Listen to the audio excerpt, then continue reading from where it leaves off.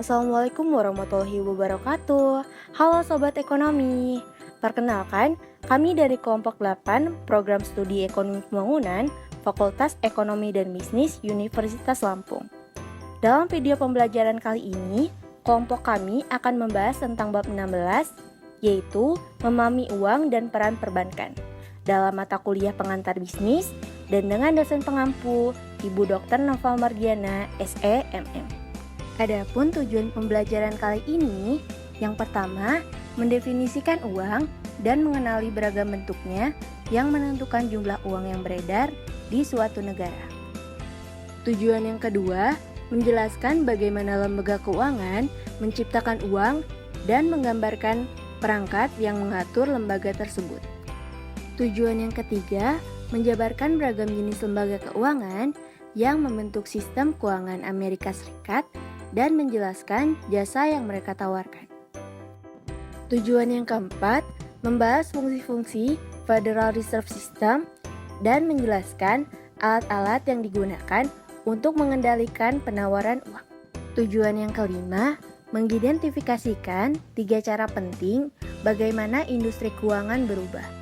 Dan tujuan yang terakhir, membahas beberapa lembaga dan kegiatan dalam perbankan serta keuangan internasional. Oh iya, sebelum kita masuk ke video pembelajaran kali ini, kita kenalan dulu yuk dengan anggota kelompok 8. Yang pertama, ada Tiffany Rosmadewi dengan NPM 061. Yang kedua, ada Sabila Aurelia dengan NPM 067. Yang ketiga, ada Muhammad Dafi Alwasyah dengan NPM 069. Dan yang terakhir yaitu dengan saya, Esther Virginia Samosir dengan NPM 072. Yuk langsung saja disimak video kali ini ya.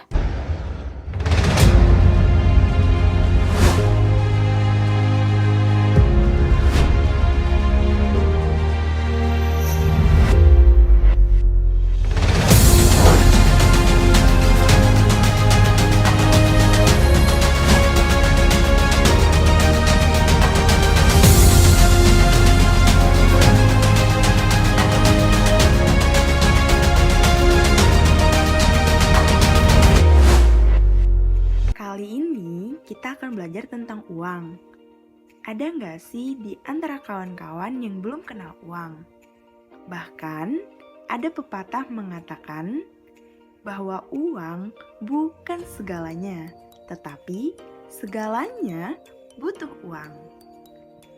Untuk mengetahui lebih banyak tentang uang, yuk belajar tentang uang bareng kelompok 8. Uang atau money adalah benda yang mudah dibawa, mudah dibagi, bertahan lama, dan stabil, dengan fungsi sebagai alat tukar, penyimpanan nilai, dan satuan hitung. Dalam penawaran uang yang berlangsung di Indonesia, terdapat 2 kategori, yaitu M1.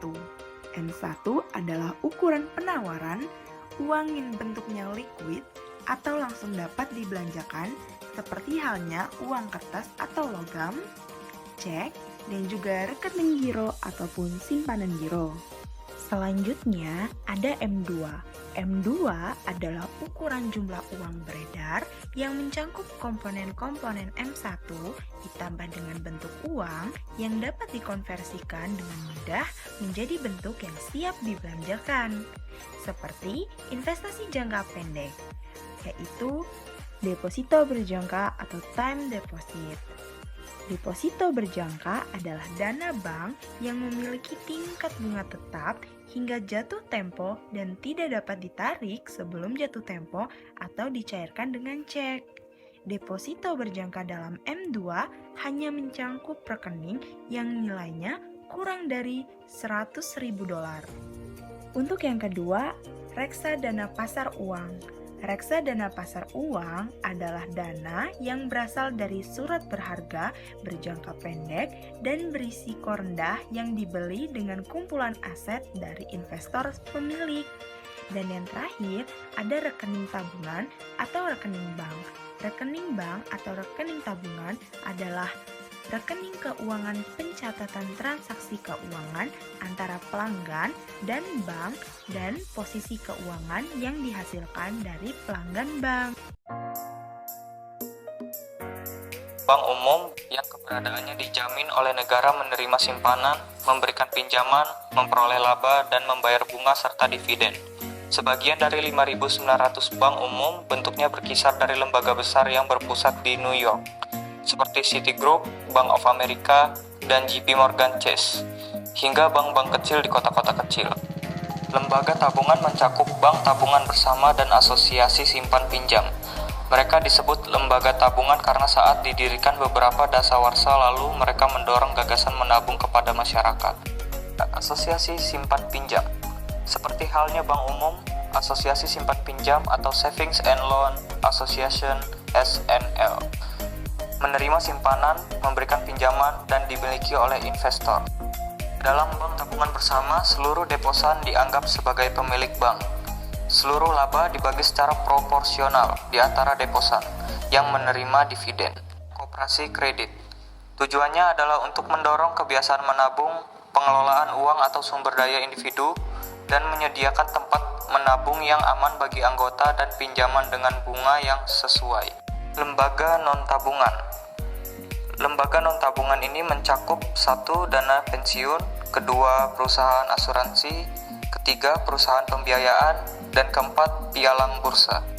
Merupakan dana pensiun tangguhan pajak yang dapat ditetapkan oleh pekerja dan pasangannya untuk melengkapi dana pensiun lain. Bank umum menawarkan jasa penjaminan yaitu pengelolaan dana yang dipercayakan sepenuhnya ke bank. Selanjutnya ada jasa internasional. Perusahaan ini dapat menggunakan salah satu atau lebih dari 3 jasa yang ditawarkan oleh banknya. Yang pertama ada transaksi valuta asing, yaitu perusahaan dapat menukar mata uang. Dan yang kedua ada letter of credit. Perusahaan dapat membayar bank untuk mengeluarkan letter of credit, yaitu jaminan yang dikeluarkan bank untuk membayar uang dalam jumlah tertentu. Dan yang ketiga ada bankers acceptance, yang menjamin bank akan membayar uang dalam jumlah tertentu di masa mendatang. Jasa perantara dan penasihat keuangan. Banyak bank membantu nasabah mengelola dana mereka. Dalam hal ini mungkin mencakup sertifikat deposito, reksadana, saham, dan obligasi.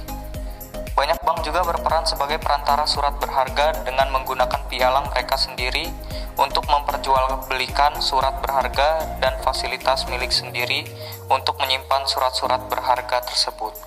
Selanjutnya ada transfer dana elektronik atau nama lainnya Electronic Funds Transfer atau EFT, menyediakan jasa pembayaran dan penagihan dengan cara mengirimkan informasi keuangan secara elektronik.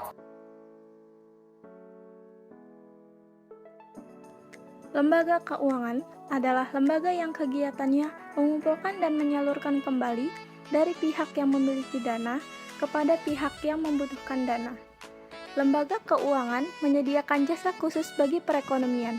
Mereka menciptakan uang, mereka tidak mencetak uang kertas dan logam, tetapi dari aktivitas penyimpanan dana dan pemberian pinjaman ini, mereka dapat menambah jumlah uang yang beredar. Regulasi sistem perbankan. Badan pemerintah federal dan negara bagian meregulasikan bank untuk memastikan bahwa kegagalan sebagian bank tidak akan mengurangi kepercayaan publik terhadap sistem perbankan. Tujuan utama regulasi perbankan bukan semata-mata untuk menjamin kesehatan individu bank, tapi juga untuk menjaga stabilitas sistem keuangan secara menyeluruh, efektivitas kebijakan moneter, dan kelancaran serta keamanan sistem pembayaran. Berikut adalah contoh dari regulasi sistem perbankan, yaitu Federal Deposit Insurance Corporation atau FDIC, yaitu mengawasi bank dan menjamin simpanan dalam bank dan lembaga tabungan, yang dibentuk untuk mengembalikan kepercayaan publik terhadap perbankan selama masa depresi besar. Lebih dari 99% bank umum dan lembaga tabungan di AS membayar iuran keanggotaan FDIC. Sebagai imbalannya, FDIC menjamin keamanan seluruh rekening nasabah, yaitu giro, tabungan, dan sertifikat deposito dari setiap rekening hingga maksimum, yaitu 250.000 US dollar. Jadi, FDIC memiliki kesimpulan, yaitu badan pemerintah yang menjamin keamanan simpanan dana hingga 250.000 dolar dalam lembaga keuangan yang dijaminnya.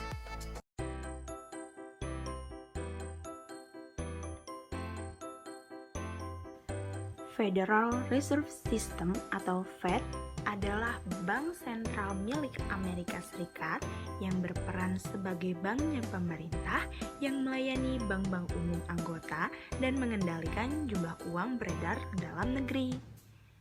Fed memiliki struktur.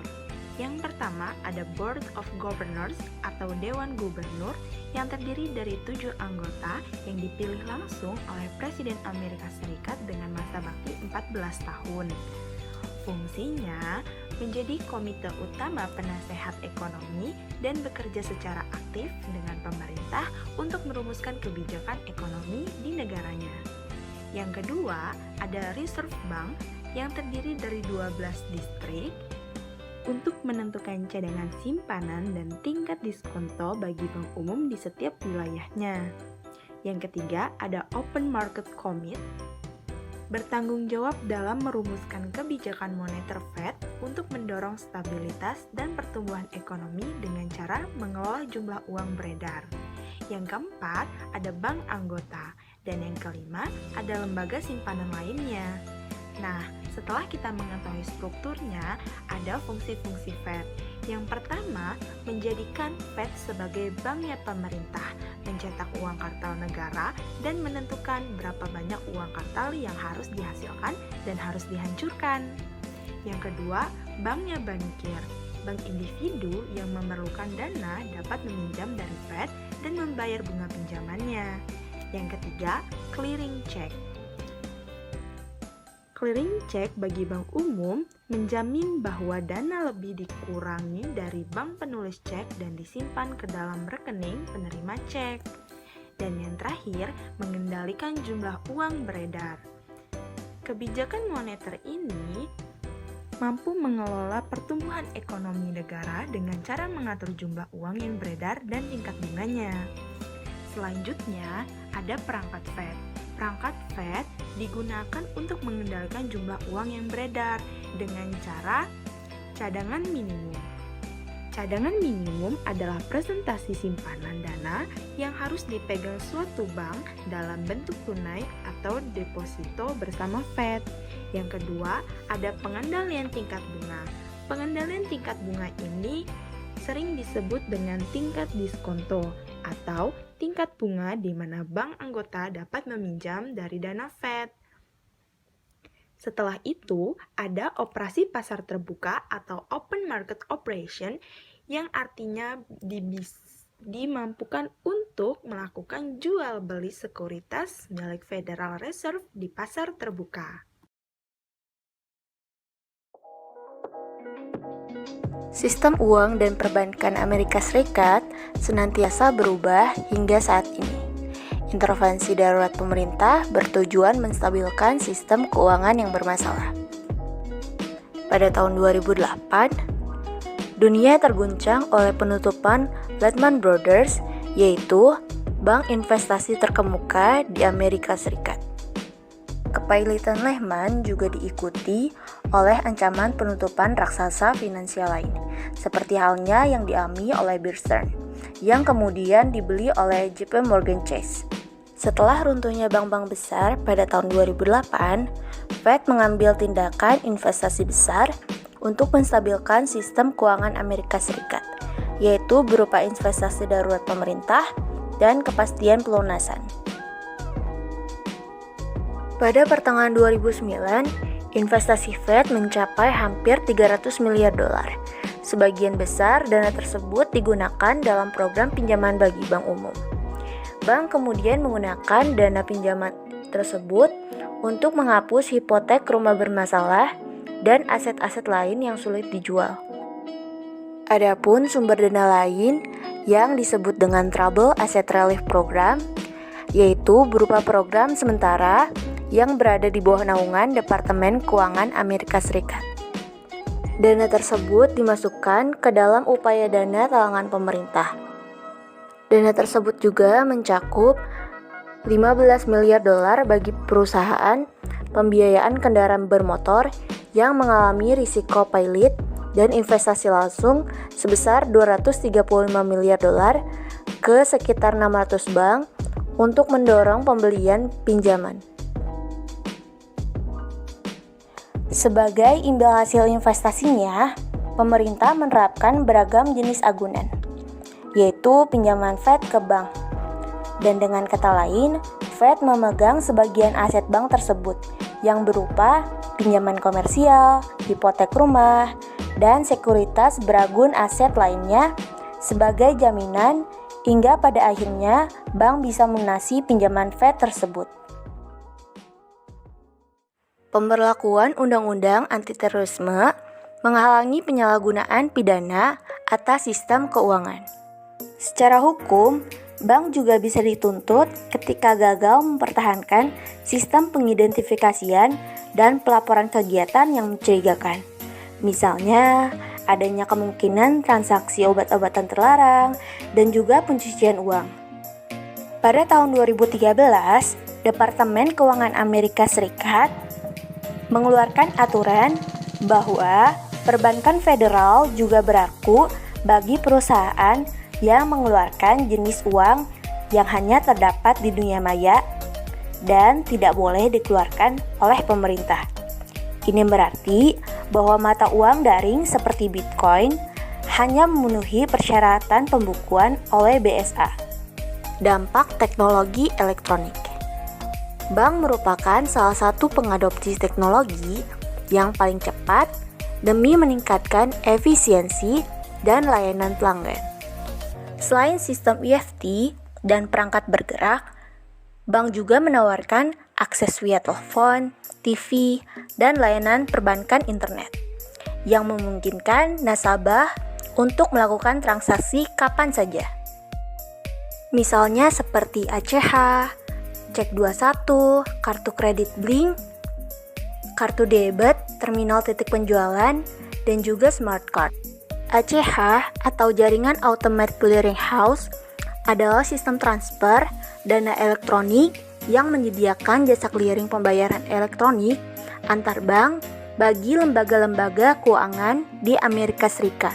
Pembayaran ACH ini mencakup pembayaran debit dan kredit berbasis internet oleh kalangan bisnis dan konsumen, pembayaran elektronik bisnis ke bisnis, simpanan gaji langsung berupa tunjangan jaminan sosial dan restitusi pajak, pembayaran federal berupa negara bagian dan lokal, e-cek, pembayaran tagihan langsung konsumen berupa KRP, pinjaman, tagihan listrik atau air, dan premi asuransi, dan juga pembayaran e-commerce. Selanjutnya, ada Cek 21. Cek 21 memungkinkan satu bank penerima dana untuk membuat citra elektronik cek kertas dan mengirimkan citra tersebut kepada bank yang membayar dana untuk pembayaran instan ketimbang harus menunggu berhari-hari agar cek tersebut diverifikasi oleh pengirim. Kemudian ada kartu kredit Blink. Teknologi Blink menggunakan chip komputer yang mengirimkan sinyal frekuensi radio. Sistem pembayaran tanpa kontak memungkinkan konsumen mengarahkan kartu di depan mesin pembayaran. Kemudian ada kartu debit. Kartu debit adalah kartu plastik yang memungkinkan seseorang untuk memindahkan dana antar rekening. Selanjutnya ada terminal titik penjualan. Terminal titik penjualan adalah perangkat elektronik yang mentransfer dana dari rekening bank nasabah untuk membayar pembelian barang retail. Dan yang terakhir ada smart card. Smart card adalah kartu plastik seukuran kartu kredit dengan chip komputer tertanam yang dapat diprogram dengan uang elektronik.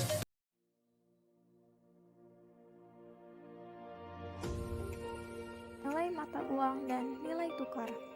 Tahukah kamu apa itu nilai mata uang dan nilai tukar? Nilai mata uang adalah satuan nilai alat pembayaran berupa uang yang diterima dan berlaku sebagai alat pembayaran yang sah dan melakukan transaksi ekonomi di suatu negara. Sedangkan nilai tukar adalah nilai suatu mata uang yang dibandingkan dengan mata uang lain yang menunjukkan berapa banyak nilai suatu mata uang dapat ditukarkan dengan mata uang lainnya.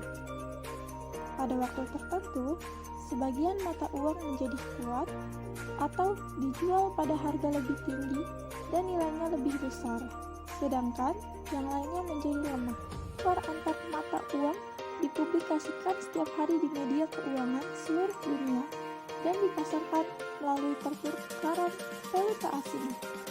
Sebagai contoh, warga negara Republik Belarus dan juga pengunjung dari negara lain mengandalkan informasi nilai tukar terkini antara rubel Belarus atau BR dan nilai tukar negara lain. Bank mempengaruhi nilai mata uang.